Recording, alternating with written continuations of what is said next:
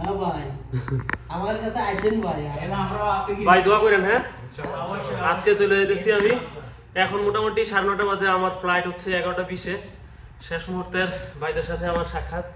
আমি জানি না আবার কবে দেখা হবে বা দেখা হবে কিনা, তবে আব্দুল্লাহ ভাই আপনি অবশ্যই ভাই ভিডিওতে প্লিজ দাও ইনশাআল্লাহ। আমাদের এখান থেকে এয়ারপোর্টের দূরত্ব প্রায় 3 কিলোমিটার।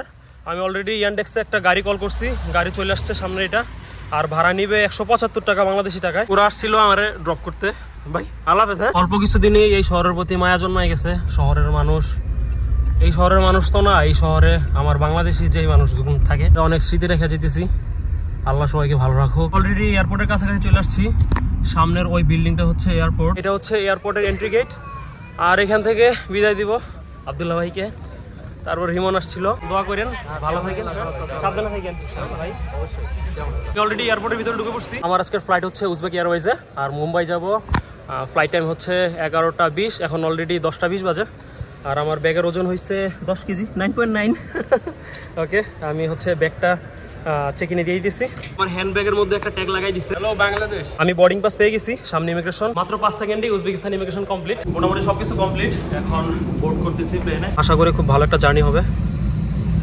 আর মোটামুটি ফ্লাইট একদম হাউসফুল। আমরা আজকে যাচ্ছি তাশকেন্ট থেকে মুম্বাই, যার দূরত্ব 2485 কিলোমিটার। অ্যাপ্রক্সিমেটলি সময় লাগবে প্রায় 4 ঘন্টা। আমি অলরেডি প্লেনে উঠে গেছি। আমার যদিও এই সিটটা ছিল 4F, কিন্তু হচ্ছে উনি মুরব্বী মানুষ আঙ্কেল, উনি এটা যেহেতু বসতে চাইলো এজন্য আমি হচ্ছে 4E নিছি। আর আমার পাশে দিদি আছে, উনি হচ্ছে বাঙালি, উনি কলকাতা থেকে।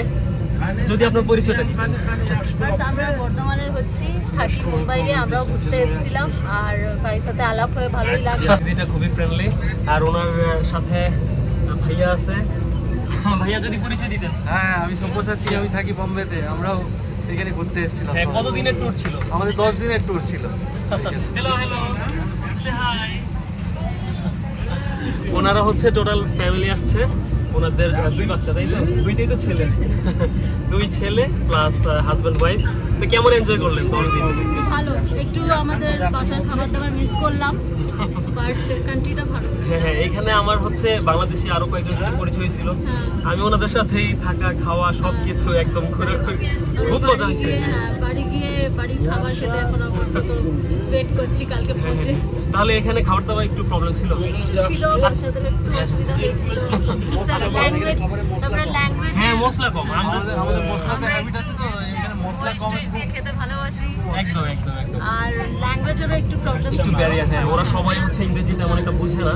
রাশিয়ান ল্যাঙ্গুয়েজ বেশি হয়। আমি একটু একটু শিখছিলাম। বাট ঘুরেছি ভালো। কোথায় কোথায় ঘুরলেন? আমরা কিবা, বুখারা, সামারকান্ড আর তাশকেন্ট।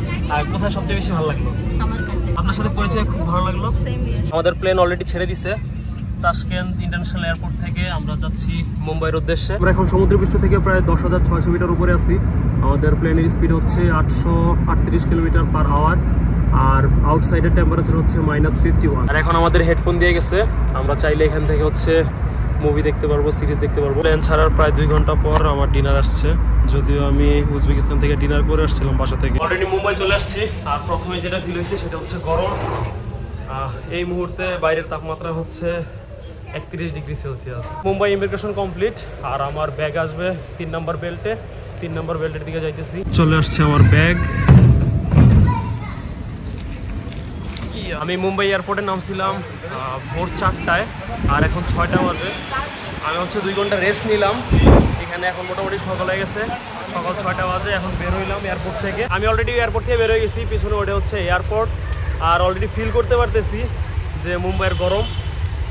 আর একটা ওলা কল করছি, অলরেডি ওলা চলে আসছে। চলিয়ে welcome to India, welcome to Mumbai. It's my 9th time maybe. আমার সেকেন্ড হোম হয়ে গেছে ইন্ডিয়া। তবে ইন্ডিয়ার গরম ফিল করতে পারতেছি। ফ্লাওয়ারের লাইফে আবার স্বাগতম, আমার মার্চ লাইফে আবার স্বাগতম। সকালের মুম্বাই শহর। মোটামুটি এখন সকাল 6টা বাজে, এই জন্য রাস্তাঘাট ফাঁকা।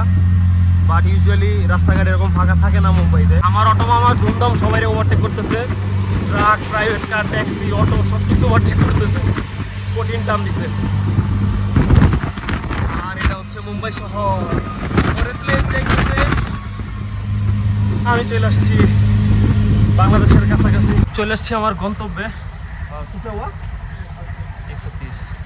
আর ভাড়া আসছে 130 রুপি। ইন্ডিয়ার গরমে অবস্থা খারাপ। আমি আমার হোস্টেলে চলে আসছি অলরেডি, দেখি আর্লি চেক ইন করা যায় কিনা। মুম্বাই আমার প্রথম দিন শুরু। আমি সকালে ভোর 6টার দিকে আসছিলাম এই হোস্টেলে। আসার পর আর্লি চেক ইন করে এখানে একটু ঘুমাইলাম। এখন মোটামুটি 1টা বাজে। মুম্বাই রাস্তায় বের হইছি, এটিএম থেকে ক্যাশ উইথড্র করব আর লাঞ্চ করব। মাত্র এটিএম থেকে ক্যাশ উইথড্র করলাম, এখানে হচ্ছে 10,000 রুপি উইথড্র করছি। এই জন্য আমার ব্যাংক থেকে কাটছে 15,745। এটা যদি হচ্ছে বাংলাদেশি টাকা কনভার্ট করি তাহলে প্রতি 100 বাংলাদেশি টাকা আমি পাইছি হচ্ছে 63 টাকা 50 পয়সা, মানে 63 রুপি 50 পয়সা পাইছি ইন্ডিয়ান কারেন্সি। মানে টাকার অবস্থা কই যাইতেছে আল্লাহ জানে। প্রায় 1 মাস উজবেকিস্তান তাজিকিস্তান ঘোরার পর আমি আজকে সকালে আসছি ইন্ডিয়ার মুম্বাইতে। আর আসার সাথে সাথেই যে বিষয়টা দৃশ্যমান সেটা হচ্ছে আমার ফেস দেখলেই বুঝতে পারবেন আমি অলরেডি একদম ঘেমে গেছি। আর প্রচণ্ড গরম, প্রচণ্ড ধুলাবালি।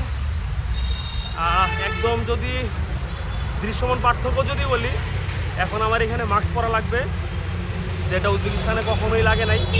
উজবেকিস্তানে ওয়েদার খুব ভালো ছিল, জামা কাপড় ময়লা হইতো না, ইভেন হচ্ছে শরীর ঘামতো না। এখানে সব কিছুই হইতেছে। আমরা তো এটাতে ইউজ টু, আমরা ইন্ডিয়ান বাংলাদেশিরা যারা আছি আমরা তো এইভাবেই বড় হয়েছি। এখন একটা ওলা কল করছি, একটা অটো ডাকছি আর যাব হচ্ছে ব্যান্ড্রাতে। আমি লাস্টবার ওইখানে মুসলিম একটা দোকানে খাইছিলাম, তো খুবই মজা লাগছিল আর কম প্রাইসের মধ্যে। ওখানে যাইতেছি প্রথম দিনের খাবার খাওয়ার জন্য মুম্বাইতে। আর আশা করি আজকে সারাদিন ঘোরার পর আমার সাদা গেঞ্জি আর সাদা থাকবে না, এটা মোটামুটি ময়লা হয়ে যাবে একদম। চলে আসছি আর আমার অটো ভাই হচ্ছে ভুল করে 50 টাকা বেশি দিয়ে দিছিল। ওনাকে হচ্ছে এটা ফেরত দিলাম, বেচারা খুব খুশি হয়েছে, বলতেছে যে এটা তো কেউ ফেরত দিত না, আপনি দিলেন, কেন দিলেন, আপনি তো চাইলে রাখতে পারতেন। ওটা বললাম যে ভাই 50 টাকা বেশি নিয়ে আমি কী করবো, কত টাকা খরচ হইতেছে, কত লাখ লাখ টাকা খরচ করে ঘুরতেছি, 50 টাকা নিয়ে আমার কী লাভ, উল্টা আমার একটা ক্ষতি হয়ে যাবে। আর আমি তো এইভাবে বড় হই নাই, তাই না। চলে আসছি আমার কাঙ্ক্ষিত দোকানে। আমি এখানে লাস্টবার খাইছিলাম, আমার মনে আছে।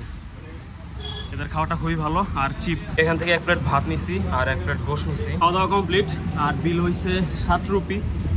মোটামুটি 7 রুপির খাবার খাওয়ার জন্য আমার 70 রুপির গাড়ি ভাড়া দিয়ে আসা লাগছে। এখন আবার যাবো, 60-70 রুপি ভাড়া আসবে হয়তো। বাট খাবারটা এখানে মজা, যদিও পরিমাণে কম দেয়, কিন্তু 60 রুপি দিয়ে আপনি মুম্বাইয়ের মতো জায়গায় হচ্ছে একবেলা খাইতে পারবেন গরুর গোশত দিয়া। ব্যাপারটা আসলে অ্যামেজিং। এই এরিয়াতে মূলত হচ্ছে অটো ড্রাইভার যারা আছে বা যারা লো ইনকামের পাবলিক আছে ওনারা হচ্ছে এখানে খায়। মানে এই জায়গাটা খুঁজে বের করছি লাস্ট ট্যুরে আমি। আমার এই ধরনের লোকাল দোকানে খাইতে বেশি ভালো লাগে। ইভেন কলকাতায় তো আমি রাস্তার পাশে যে ভাতের দোকানগুলো থাকে ওইখান থেকে খাই। ওইখান থেকে মোটামুটি মাছ ভাত 50-60 রুপিতে হয়ে যায়। আমার আসলে হাফ প্লেট ভাত আর হাফ প্লেট গোস্ত খায় পেট ভরে নাই। এখন আসছি একটা চিকেন বিরিয়ানির দোকানের সামনে, এখানে দেখি ট্রাই করি কেমন। এখান থেকে নিচ্ছি হাফ চিকেন বিরিয়ানি, এটার দাম হচ্ছে 50 রুপি আর ফুল প্লেটের দাম হচ্ছে 90 রুপি। যেহেতু আমি খাইছি আমার হাফ প্লেটই হয়ে যাবে আশা করি। এই বিরিয়ানিটা যথেষ্ট মজা, অনেক টেস্টি, মানে 50 রুপির টেস্টি বিরিয়ানি। খাওয়া দাওয়া কমপ্লিট, কিন্তু ইন্ডিয়াতে খাবারের পর যদি চা না হয় তাহলে ব্যাপারটা জমে না। এখান থেকে নিয়ে নিচ্ছি একটা ছোট চা, এটার দাম হচ্ছে মাত্র 5 রুপি। ভাবছিলাম অটো দিয়ে ব্যাক করবো, কিন্তু পাশেই যেহেতু রেল স্টেশন আছে আর আমার হোস্টেল হচ্ছে এই এক স্টেশন পরে, আর আমি স্টেশনে আসার সাথে সাথে লোকাল ট্রেন চলে আসছে। ট্রেন থেমে গেছে, আমিও ট্রেনে উঠে যাব। মাত্র 5 মিনিটই চলে আসছে আমার গন্তব্যে। ইন্ডিয়ার এই লোকাল ট্রেন আছে বলেই ইন্ডিয়ান মানুষদের যোগাযোগ এত সহজ হয়ে গেছে, এত কোটি কোটি মানুষের যোগাযোগ ওরা হচ্ছে ম্যাক্সিমাম হচ্ছে ট্রেনেই করে। এখানে রাস্তার পাশ থেকে 50 রুপির জাম কিনছি, 10-12 পিস হইতে পারে, যা বাংলাদেশি টাকায় প্রায় 80 টাকা। ক্যান ইউ ইমাজিন 80 টাকার জাম এখানে? 10টা বা 12টা হবে ম্যাক্সিমাম। আর বাংলাদেশে 80 টাকায় কতগুলো পাইতাম, কয়েক কেজি পাইতাম।